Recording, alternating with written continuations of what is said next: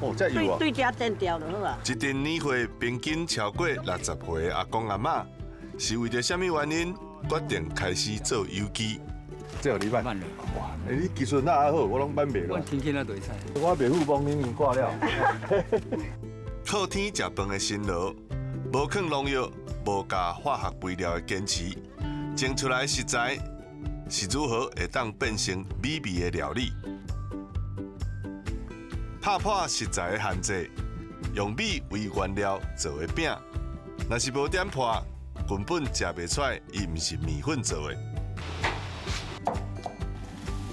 合作社员的乡土料理，到底有偌吸引人？